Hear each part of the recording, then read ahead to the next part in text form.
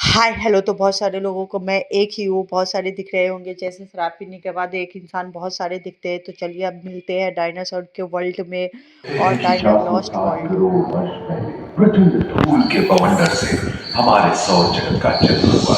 धीरे धीरे पृथ्वी शीतल होने लगी, बहुत सारे गैस बाहर निकलने लगे और पृथ्वी के चारों ओर वायुमंडल के रूप में छा गए। इन गैसों ने बिजली की कड़क और बादलों की गरज से मिलकर एमाइनो एसिड का निर्माण किया। प्राय 350 करोड़ वर्ष पहले प्रथम एक कोशिकीय जीव की रचना हुई। लगभग 280 करोड़ वर्ष पहले स्टोमैटोलाइट ने प्रकाश संश्लेषण के द्वारा वायुमंडल में ऑक्सीजन को मुक्त किया।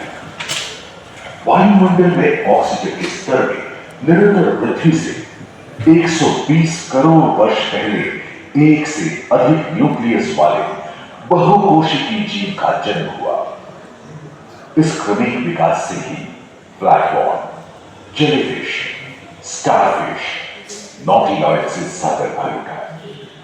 सागर के किनारे वाले अंचल में पौधे लहराने लगे। बहुत तेजी से विभिन्न प्रजातियों की कई मछलियां विकसित हुई। यहां जो विशाल मछली दिख रही है उसका नाम है डायग्लियोस्टस।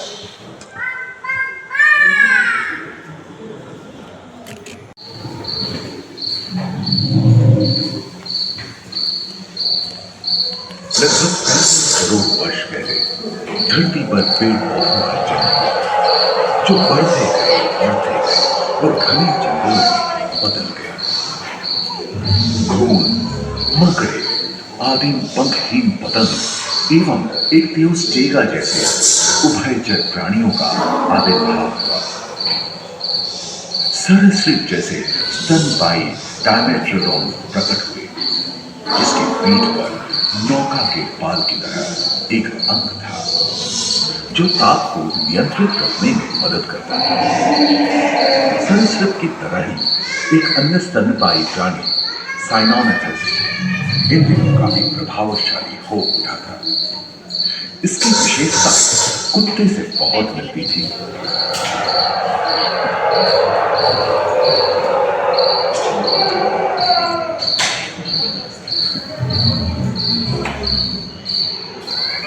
यह 1 मीटर तक पंख फैलाने में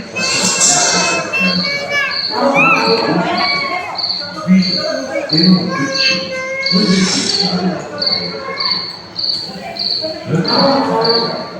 अधिकांश कोयले कार्बन गैस मृत पौधे से उत्पन्न हुए, जो कि धरती के अंदर दब गए। पृथ्वी की 1/3 हिस्से में एक मात्र प्रदेश था जिसे जलवायु गर्म रहती थी। ऐतिहासिक परिस्थितियों का ही शासन था, जिन्होंने शुष्क जलवायु के साथ खुद को साथ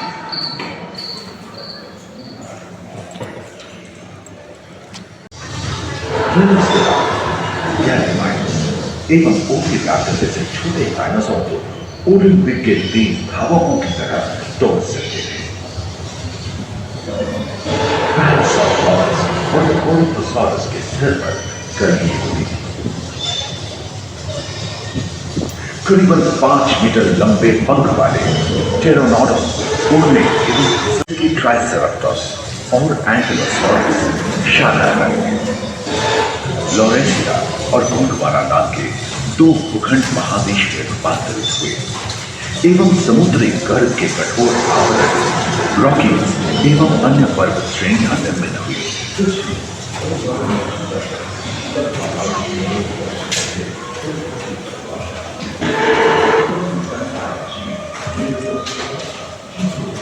गायों ने अपने शरीर के रोमों की सहायता से शीतल जलवायु के साथ तालमेल बैठा लिया था।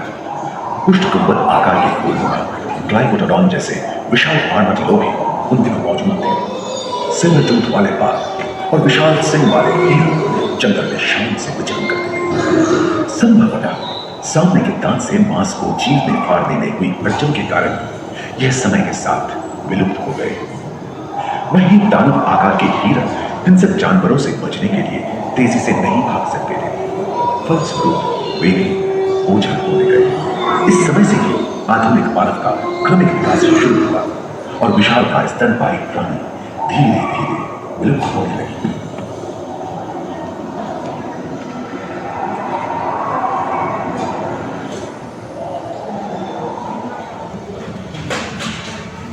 उम्मीद है कि आपको इस सफर में मजा आया होगा, जहां जीवन विकसित होकर लाखों अन्य रूपों में परिवर्तित हो गया। दूसरे फ्लोर पर ह्यूमन रिवोल्यूशन पैनोरामा में मानव की यात्रा और विज्ञान और तकनीक तथा एकांत महादेश में जीव जंतुओं का विकास स्वतंत्र रूप से शुरू हुआ। सबसे पहले पुष्प वाले पौधे धरती पर विकसित हुए एवं परागण के लिए कीट पतंगों के साथ संपर्क स्थापित हुआ। वे तेजी से धरती पर बढ़ने लगे। इसी समय पहली बार धरती पर सांपों का जन्म हुआ।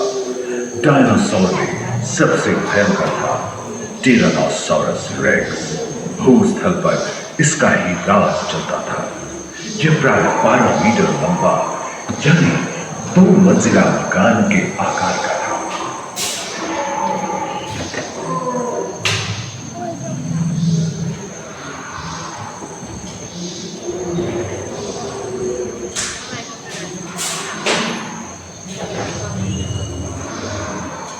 इनके हमले से बचने के लिए शाकाहारी एंकिलोसॉरस अपनी पूंछ के मुद्गर का इस्तेमाल करते थे। सभी डायनासोर प्राय 6.5 करोड़ वर्ष पहले ही विलुप्त हो चुके थे। आखिर क्यों? एक अनुमान के अनुसार एक बहुत बड़ी भूमिका पृथ्वी से जा टकराई, जिसके फलस्वरूप उत्पन्न धूल के विशाल मेघ ने हजारों वर्षों तक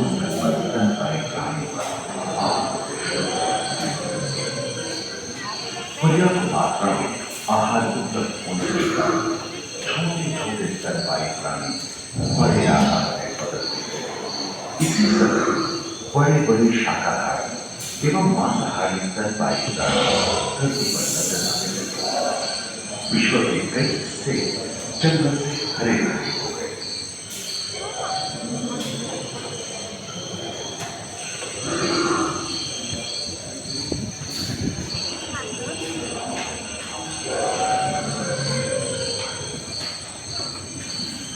हाथी के पूर्वज डायनोथेरियन और घोड़े के पूर्वज यूहिपस की उत्पत्ति हुई, जो आज के हाथी और घोड़े में रूपांतरित हुए। लेमुर, टर्सियर जैसे प्राइमेट भी इसी युग में पैदा हुए।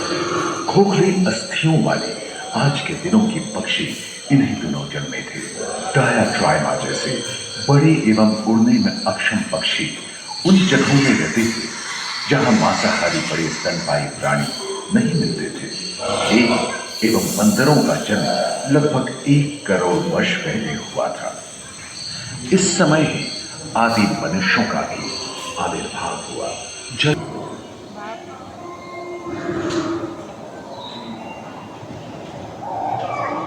पृथ्वी के लंबे इतिहास की झांके तो ऐसे कई मौके रहे हैं जब उत्तरी गोलार्ध के अधिकांश हिस्से बर्फ की चादरों से ढक गए थे, जो आइस एज के नाम से जाना जाता है। हम आज ऐसे ही एक आइस एज में रह रहे हैं जो 20 लाख वर्ष पहले शुरू हुआ था।